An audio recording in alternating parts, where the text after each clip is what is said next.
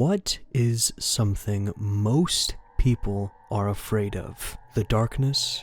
The unknown? Or perhaps your life being taken away? All of these are excellent answers, but I believe one thing many overlook as a potential objective fear is being chased. Running away from something that has all the means to hurt or even murder you is a primal fear.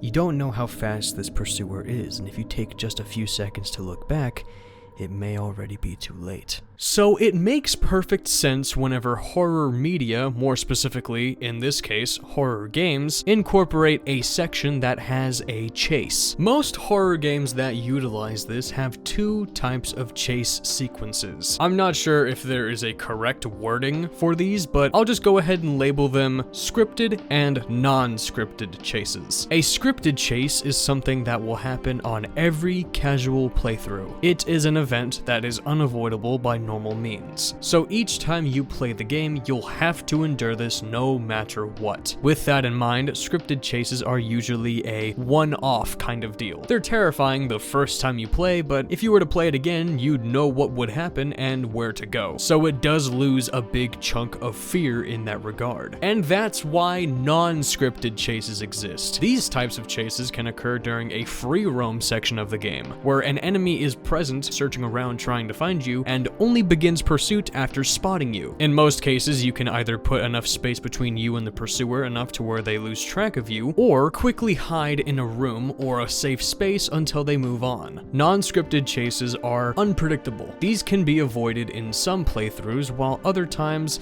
due to not good sneaking, you'll have to encounter it at least once, which can give it a slightly higher factor of fear than a scripted chase. The point is that one of these chases is mostly avoidable, and the other is not. One can scare the player most of the time they play this game, while the other one will usually scare the player on only their first run. This is why whenever a horror game has a scripted chase, it must be as scary as possible. With that being said, I have found what I consider to be a fantastic horror game chase scene, which in my opinion does a great job of being memorable and sets a phenomenal standard for what to expect in a scripted chase scene.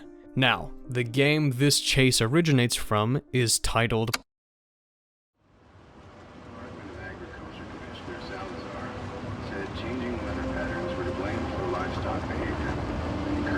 and breeders to attend this weekend seminar on Beulah Avenue in Pueblo.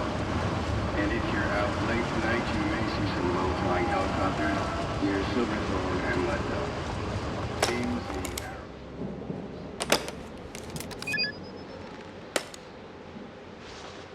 Outlast, a horror game that damn near everyone has at least heard of, for great reason too. The environment, ambience, and gameplay all combined form a terrifying first experience. Before I even say anything else, I highly suggest that anyone who has not played it for themselves go and give it a try. Explaining the scary shit is nowhere near as good as experiencing it for yourself. Regardless, to make a little bit more sense of what's happening in the chase scene, I'll give a quick rundown of the story details regarding Outlast. Don't worry, it's super quick. You play as a man named Miles Upshur, a journalist who has been informed by an unknown source about a psychiatric hospital by the name of Mount Massive Asylum. The anonymous source implies that the asylum is doing some pretty crazy shit right now. Considering that Miles is a freelance journalist, he must have thought this would be a perfect chance to get a great news story.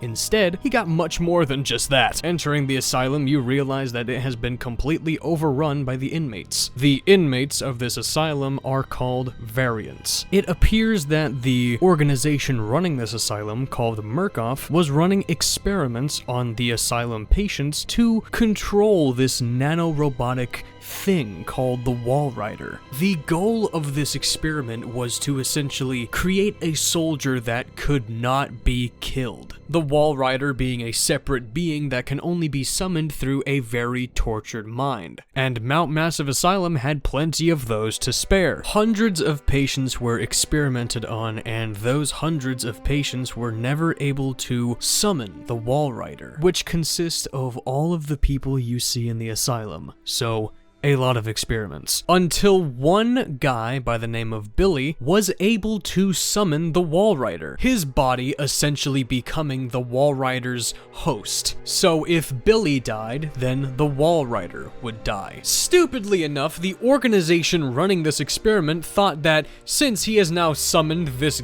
godlike entity, that they could just control it now. Evidently, that was not the case. The Wall Rider absolutely fucking demolishes the security team and anybody in the asylum, which leads the variants to break out of their cells and now have free roam over the whole place. So Miles is now trapped in a giant asylum with people that are extremely mentally unstable due to the experiments. There are a lot of other lore details to be shared, but for the chase scene I'm covering today, I feel like it would be a bit redundant to mention them right this second. Once again, if you want to learn more, play the game. With that out of the way, you can already assume that the chases in this game are fucking crazy. The scripted and non-scripted chases are great in their own ways. However, the one I want to focus on for this video is the chase that happens in the ward.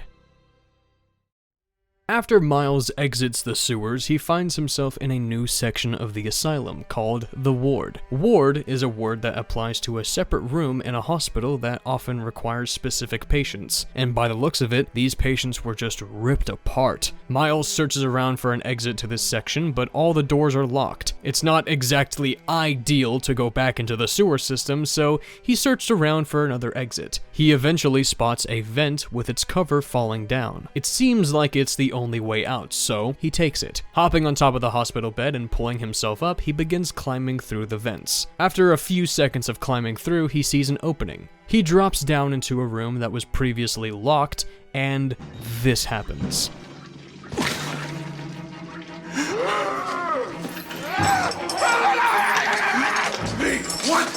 Wants me!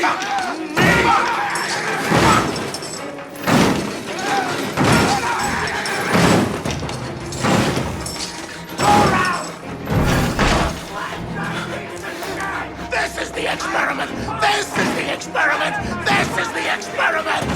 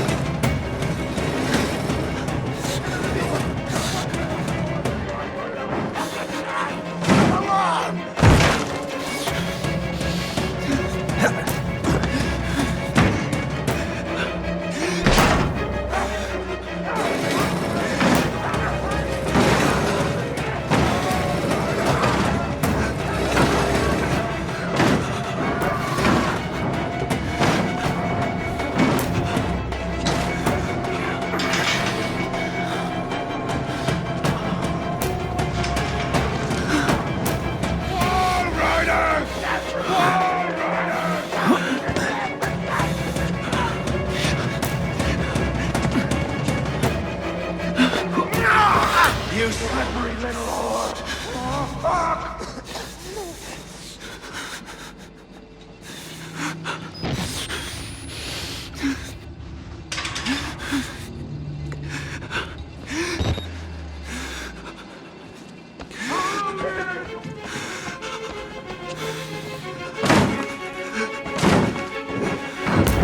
You can't hide!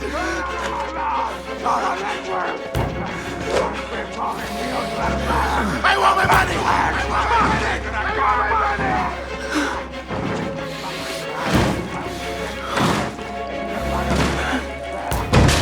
I want my Spades making. Get down there! You're not one of them, are you? Quick, get in the dumbwaiter if you want to live! Get away! God damn it! This whole chase happens out of nowhere. There was no indication of this happening at all before you hit the floor of that room. There are so many things I can talk about here that make this chase such a notably terrifying experience. First off, let's get this out of the way. The soundtrack that plays here, holy fuck. It's just, it activates your fight or flight, makes you so stressed. It even has different sections to it. As the chase goes on, you slowly but surely get to hear the track evolve into something more.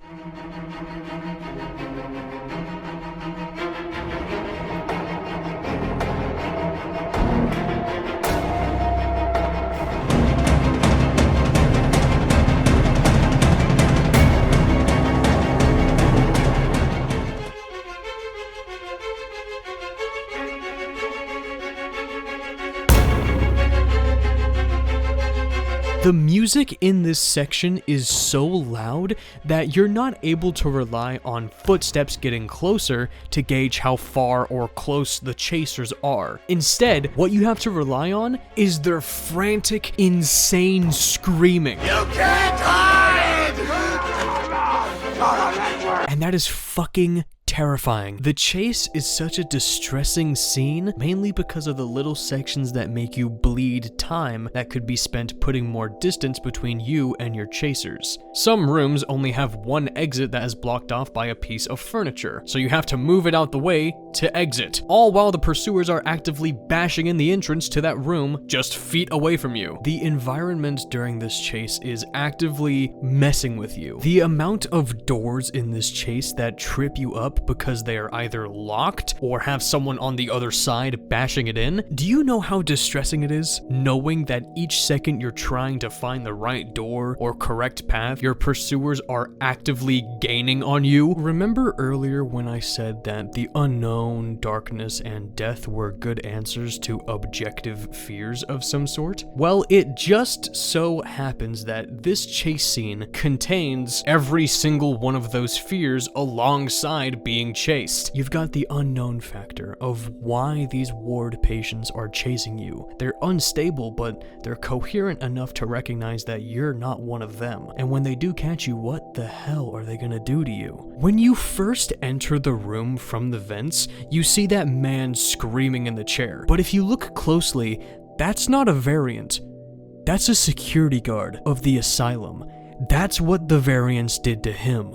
What the fuck are they gonna do to you? You've got darkness found in nearly every section of this chase. And then you've got death. There's blood smeared all across the floor, and entering that operating room, you see a man who has just been ripped to shreds. Elements of very common fears are found in this chase outside of the regard of being chased. Albeit they're not super in your face and probably weren't intended for what I'm analyzing them for, but hey, just something I picked up on. Hell, even the fear of falling from a great height is here too. Speaking of which, let's talk about this part right here. Halfway through the chase, you see that there is no other way out other than to jump across this gap. While doing so, the board you jumped off of collapses, and you barely catch yourself on the other side. The patients see you do this, and since the board fell down, they're unable to follow you. For just a second, you believe that this is over. The music has stopped, and there isn't any more yelling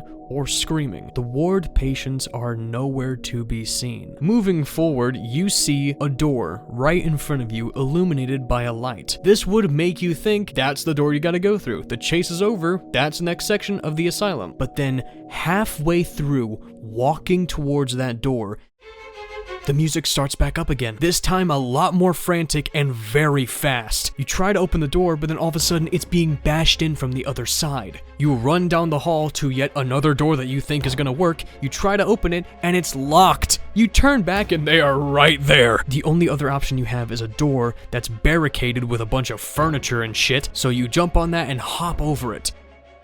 Rolling this whole thing back a bit, this break after the jump only lasts for about, give or take, 5 to 10 seconds depending on how fast you're going through this. But that is more than enough time for someone to think that this is over, and you gain false hope, only to be violently thrown right back into it just as fast as it started. This whole sequence can throw you off balance so effectively on a first playthrough. Now, the final big thing I'm gonna dive into with this analysis is the final part of this chase, that yet again gives another aspect of false hope before a horrible thing happens. At the very end of this chase, you enter a room where, on the intercom, you hear, "Get down there!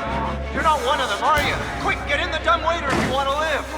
Have you finally met a friendly face? You don't have time to think, so you hop in the waiter just in time as the ward patients break in and miss you by mere seconds. Riding up in this waiter, the player is probably cooling down a bit from that intense chase, knowing that it is finally over, when suddenly, You didn't chase here, buddy.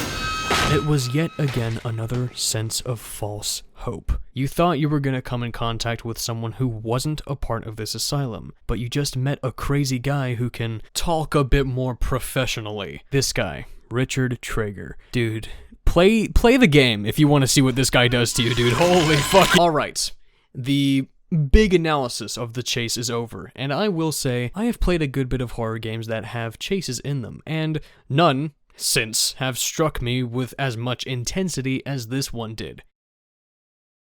Although I consider being chased to be a widely received fear, this particular chase, being the most intense one in all of horror, is a subjective take. Somewhere out there may lie a scripted chase that is likely a contender, or maybe even better than the one I showed you today. If you believe you have found a chase that applies, comment down below on what that chase is and what game it originates from. I would love to hear a more wide range of takes on this. Do you believe this chase deserves the title of being the most intense chase in all of horror? If not, feel free to comment why. Regardless, thank you for watching this video. If you liked it, be sure to show your support by subscribing and leaving a like down below. It would mean a lot to me. As always, it's been me, Wazerbyte, and I will see all of you in the next video.